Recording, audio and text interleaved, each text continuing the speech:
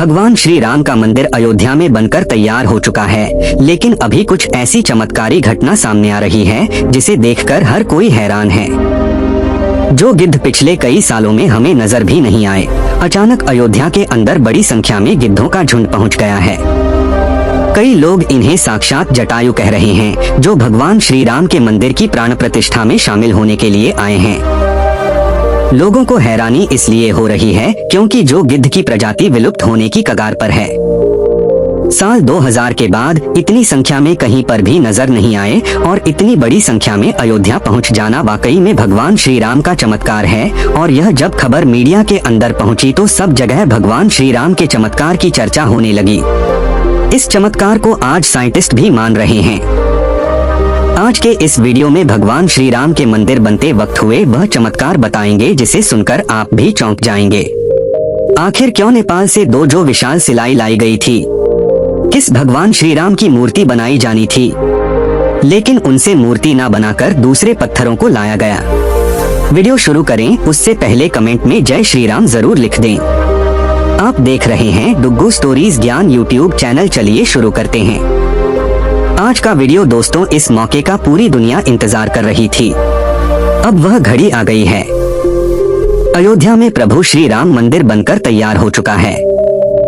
22 जनवरी को रामलला की प्राण प्रतिष्ठा की जाएगी, लेकिन उससे पहले ही चमत्कार के ऊपर चमत्कार देखने को मिल रहे हैं। सबसे पहला चमत्कार तब हो गया जब लोगों को अचानक जटायु के वंशज गिद्ध आसमान में उड़ते दिखाई दिए।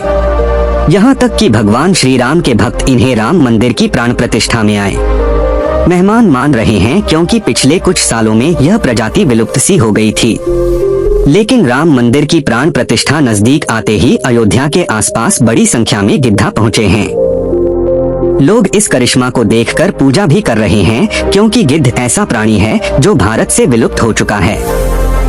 ऐसे में प्रभु श्री राम की प्राण प्रतिष्ठा से पहले ही वह कैसे दिखे, इसे लोग भगवान का चमत्कार मानकर पूजा कर रहे हैं।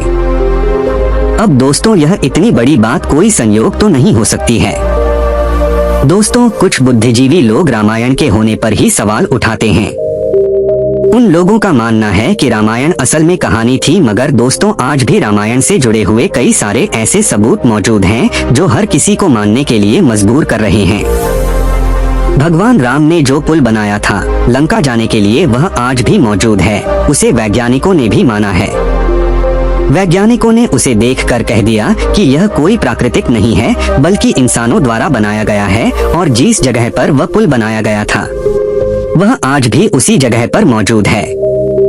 उस समय भगवान श्री राम ने अपने चमत्कार से पत्थर को पानी के अंदर तैरा दिया था और उन तैरते हुए पत्थरों पर कदम रख के वानर सेना लंका में गई थी। दूसरा सबसे बड़ा सबूत रावण खुद की लंका है। रावण की लंका आज भी मौजूद है और यह चमत्कार भी बहुत बड़ा सबूत है। जटायु गिद्ध प्रजाति से ताल्लुक रखते थे। वहीं जटायु भगवान श्री राम के परम भक्त थे। दोस्तों, जटायु और भगवान श्री राम के बारे में रामायण में भी कई बार हमें जिक्र मिलता है। त्रेता युग में जब भगवान श्री राम को अपने पिता द्वारा वनवास का आदेश मिला था, तब पंचवटी में भगवान श्री राम की पक्षीराज जटायु से मुलाकात हुई थी। पक्षीराज जटायु माता सीता को अपनी पुत्री के समान मानते थे। दरअसल जब रावण माता सीता का हरण करके ले जा रहा था, तब जटायु ने ही लंकापति रावण को सीता माता की रक्षा के लिए युद्ध किया था। वहीं जटायु जिन्होंने अपने पंखों से रावण को बहुत चोट पहुंचाई थी। रावण के शरीर को जटायु ने लहूलुहान कर दिया था।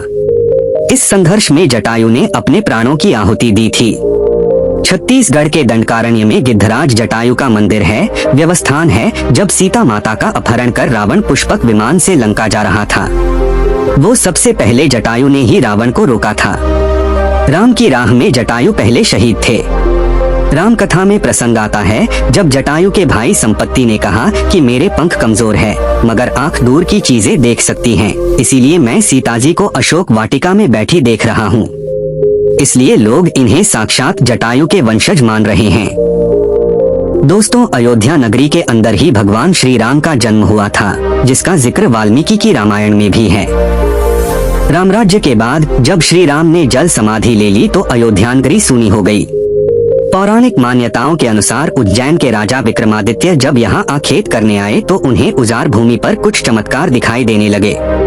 खोज की तो पता चला कि ये श्री राम की जन्मभूमि है। इसके बाद उन्होंने यहाँ श्री राम के भव्य मंदिर का निर्माण कराया, जिसमें काले रंग के कसौटी पत्थर वाले 84 स्तंभ थे। समय समय पर यहाँ राजाओं ने मंदिर की देखभाल की, लेकिन 14वीं शताब्दी में जब भारत में मुगलों का शासन हुआ तो श्री राम जन्मभूमि को नष्ट कर वहाँ बाबरी मस्जिद बना दी गई। 1525 में राम जन्मभूमि मंदिर को बाबर के सेनापति मीर बाकी ने ध्वस्त करवाया था। बाबरी मस्जिद की 3 गुंबद थी, जिसके बाहरी हिस्से में एक चबूतरे में श्री राम के बाल स्वरूप की पूजा होती थी। इसे राम चबूतरा कहते थे, लेकिन उन्हें 150 में बाबरी मस्जिद के मुख्य गुंबद के ठीक नीचे वही मूर्ति निकली जो सदियों से राम चबूतरे पर विराजमान थी। बाबरी मस्जिद और राम जन्मभूमि मंदिर पर सालों चले विवाद के बाद आखिरकार श्री राम की अपनी जन्मस्थली पर प्राण प्रतिष्ठा हो रही है।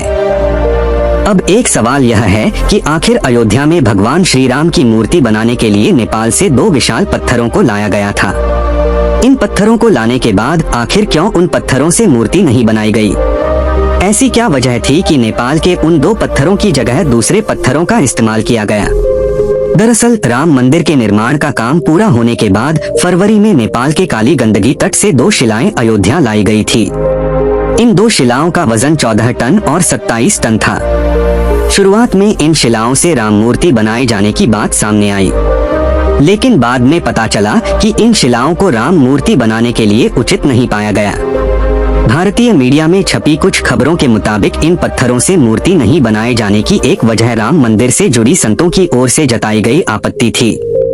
खबरों के मुताबिक कुछ संतों का मानना था कि इन पत्थरों को मूर्ति निर्माण में इस्तेमाल नहीं कर सकते क्योंकि कालिंदी की चट्टानों को तोड़ा नहीं जाना चाहिए क्योंकि वे शालिग्राम के बराबर है। हालांकि अयोध्या पहुंचे नेपाली प्रतिनिधियों के मुताबिक इन शिलाओं की तकनीकी जांच के बाद मूर्तिकारों ने कहा कि ऐसी शिला से मूर्ति तराशना संभव नहीं है। इसके बाद दूसरे पत्थरों से मूर्तियां बनाई गई। नेपाली प्रतिनिधियों के मुताबिक 27 टन वजनी शिला पर मूर्ति तराशने की कोशिश की गई थी क्योंकि 14 टन वजनी शिला को शालिग्राम माना गया, लेकिन 27 टन वाली शिला भी उपायुक्त न पाए जाने के बाद दोनों शिलाओं को राम मंदिर निर्माण स्थल के पास रखा गया है।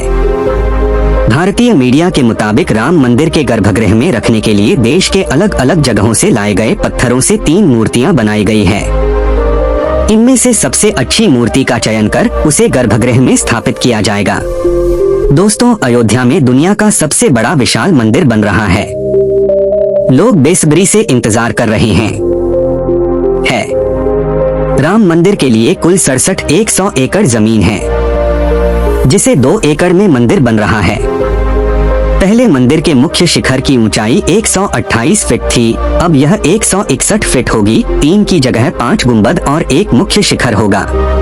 वैसे तो साल 2020 में ही काम शुरू कर दिया गया था। प्रधानमंत्री नरेंद्र मोदी ने 5 अगस्त 2020 को अयोध्या में राम मंदिर की आधारशिला रखी थी। शॉल उन्हें में बाबरी मस्जिद को ढहा दिया गया था, जिसके बाद हिंदू पक्ष और मुस्लिम पक्ष के बीच इलाहाबाद हाई कोर्ट से लेकर सुप्रीम कोर्ट तक लंबी कानूनी लड़ाई चली।